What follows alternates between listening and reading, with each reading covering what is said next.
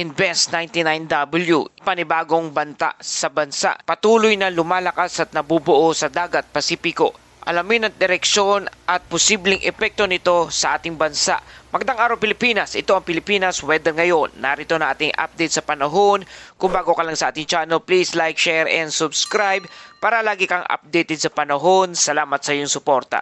Mga kababayan, ngayong araw ng Sabado, March 28, 2026 na po tayo. Narito na ating update sa ating panahon. Isang area of disturbance weather ang kasalukuyang minomonitor ngayon ng Joint Typhoon Warning Center o JTWC sa bahagi ng Micronesia, silangan ng Mindanao. Ito ay tinatawag na Invest 99W, isang sistema na sinusuri pa lamang kung may potensyal na maging isang bagyo. Ang tanong ng marami, magiging bagyo ba ito? Sa ngayon, mababa ang tsansa na ito'y maging ganap na bagyo sa loob ng 24 oras. Ano ang mga dahilan? Bakit mababa ang tsansa na maging bagyo? Mahina ang sirkulasyon, kulang ang organized convection o ulap at thunderstorm, at hindi pabor ang environmental condition. Sa madaling salita, hindi pa buo ang sistema para lumakas at maging isang bagyo. Ang tanong kung papasok ba ito sa ating Philippine Area of Responsibility o PAR. Napakaliit na posibilidad na ito ay pumasok sa ating Philippine Area of Responsibility. Ayon sa forecast track, posibleng manatili ito sa karagatang malayo sa ating bansa. At may sinyalis pa na hihina at tuluyang mawala o madissipate sa mga susunod na araw. Wala itong direktang epekto sa ating bansa. Ang mga pag-ulan na nararanasan natin ngayon ay dulot ng easterlies, localized thunderstorm at hindi po ito konektado sa Invest 99W sa mga nararanasan sa iba't ibang bahagi ng bansa.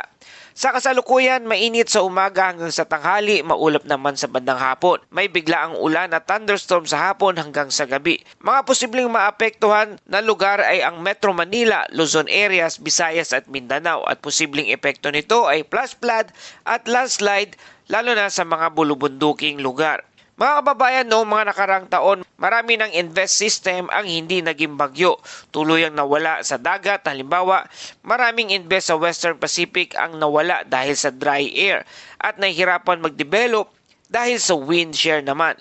Kaya hindi lahat ng minomonitor ay nagiging bagyo at ang Invest 99W ay isa sa mga may napakababang tsansa na maging bagyo. Sa ganitong sitwasyon, mahalagang hindi tayo agad magpanik pero manatiling alerto at updated. Sa ngayon, malinaw na walang banta at walang direktang epekto sa ating bansa at posibleng mawala pa ang sistemang ito sa ilang darating na mga araw.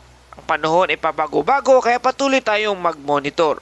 Sa kasalukuyan, ang lagay ng panahon sa buong bansa ay nasa ilalim pa rin ng epekto ng easterlies. Ito ay mainit at mahulmigmig na hangin na nagmumula sa karagatang Pasipiko na nagdadala ng ulap at thunderstorm. Sa Metro Manila at sa buong bansa, makakaranas ng partly cloudy to cloudy skies na may isolated rain shower o thunderstorm. Ibig sabihin, maaraw sa umaga hanggang sa tanghali at posible namang may biglaang pag-boost ng ulan sa bandang hapon hanggang sa gabi. Posibleng epekto nito ay flash flood sa mga mabababang lugar at landslide sa mga bulubunduking lugar. Mga kababayan, ang pattern na ito ay typical kapag easterlies ang dominanteng weather system dito sa ating bansa. Sa umaga, mataas ang temperatura, mainit at malinsangan at sa bandang hapon naman, dahil sa init nagkakaroon ng localized thunderstorm, bigla ang pagbuo ng mga makakapal na ulap, kaya mapapansin ninyo, maaraw at bigla ang uulan, titigil at uulan uli. Ito ang tinatawag nating unstable weather condition. Para sa ating temperatura, na itala ang pinakamababang temperatura 22.6 degrees Celsius kaninang alas 5 ng umaga at pinakamataas naman ay 32.5 degrees Celsius bandang alas 2 ng hapon. Ibig sabihin, mataas ang humidity, mas mainit ang pakiramdam o heat index, mas malaki ang chance ng thunderstorm formation. Para sa ating hangin at karagatan, extreme northern Luzon, ang hangin ay light to moderate winds mula east to southeast na may alon na 0.6 hanggang 1.8 metro ang taas. Sa natitirang bahagi ng bansa, ang hangin ay light to moderate winds mula northeast to east na may alon na 0.6 hanggang 1.8 metro ang taas. Safe pa rin sa mga maliliit na sasakyang pandagat, ngunit mag-ingat sa biglaang thunderstorm. At para sa ating astronomical info sa Metro Manila, ang araw ay sisikat mamayang alas 5:55 ng umaga at lulubog naman ito bandang alas 6:08 ng hapon. At para sa buod ng ating balita, Easterlies ang umiiral sa buong bansa at maaraw sa umaga at ulan naman sa bandang hapon.